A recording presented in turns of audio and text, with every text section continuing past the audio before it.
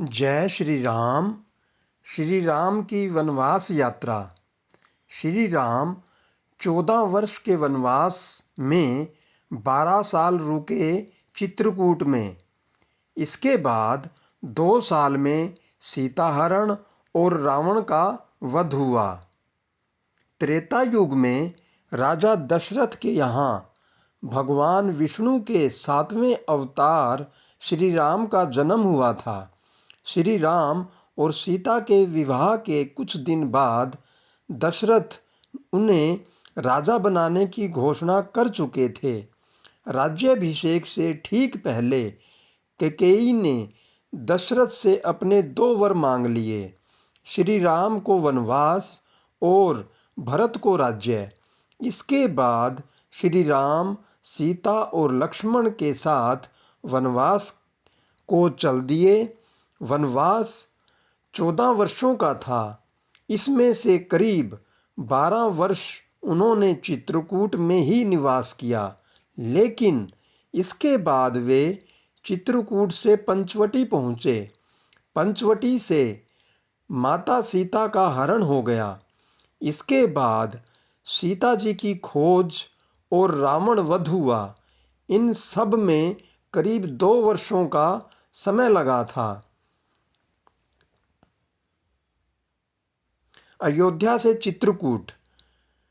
वनवास जाते समय श्री राम, लक्ष्मण और माता सीता अयोध्या से सुमंत्र के रथ में बैठकर निकले थे।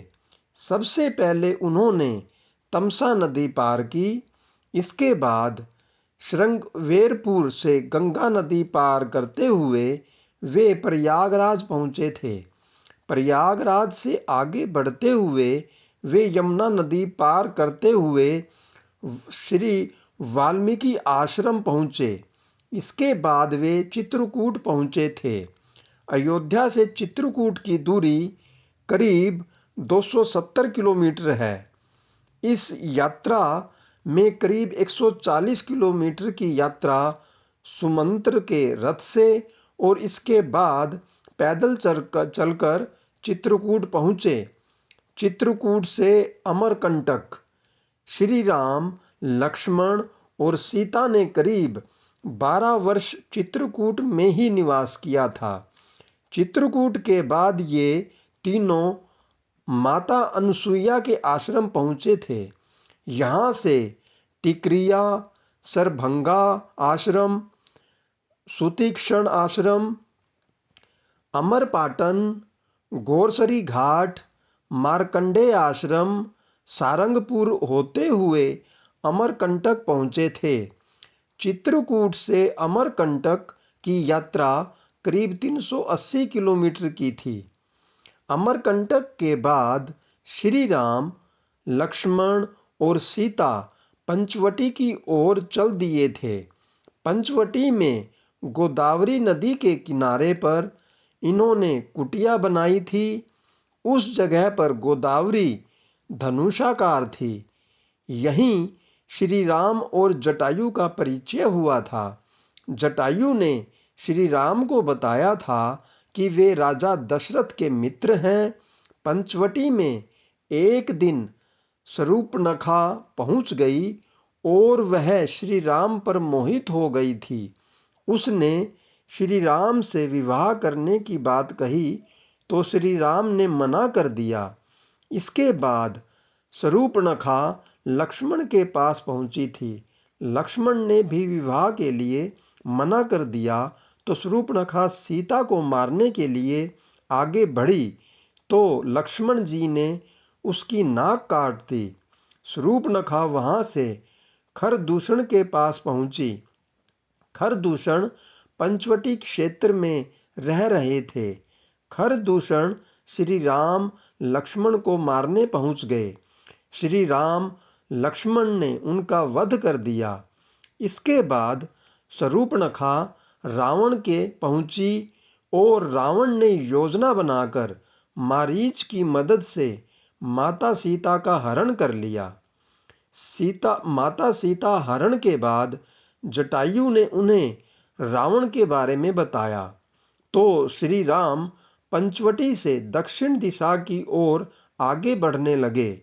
पंचवटी से करीब 1255 किलोमीटर की यात्रा करने के बाद श्री राम दक्षिण दिशा में किष्किंधा राज्य पहुँचे थे।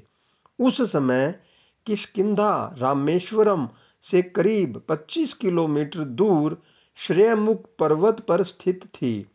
हनुमान जी ने श्री राम ने पहले मुलाकात में पूछा था कि आप पंपा नदी किनारे क्यों घूम रहे हैं। वर्तमान में पंपा नदी शबरी आश्रम में अयप्पा स्वामी मंदिर से करीब 4-5 किलोमीटर दूर है। इससे स्पष्ट है कि किष्किंधा नगरी दक्षिण दिशा में पंपा नदी के पास ही थी। किष्किंधा में श्री राम ने बाली को मारकर सुग्रीव को राजा बना दिया था।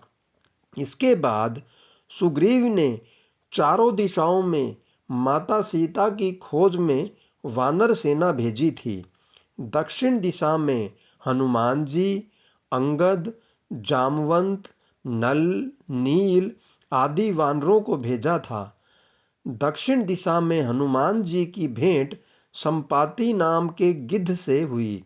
संपाति ने इन्हें माता सीता के बारे में बताया कि माता सीता समुद्र में 100 योजन दूर स्थित लंका में है। हनुमान जी लंका पहुंचते हैं और माता सीता की खोज करके श्री राम के पास किष्किंधा आते हैं। इसके बाद श्री राम वानर सेना के साथ दक्षिण दिशा में समुद्र तट पर पहुंचते हैं। यहाँ नल नील की मदद से समुद्र पर पुल बांधकर श्री राम पूरी वानर सेना के साथ लंका पहुंच जाते हैं। लंका में श्री राम ने रावण का वध करके सीता माता को मुक्त कराया।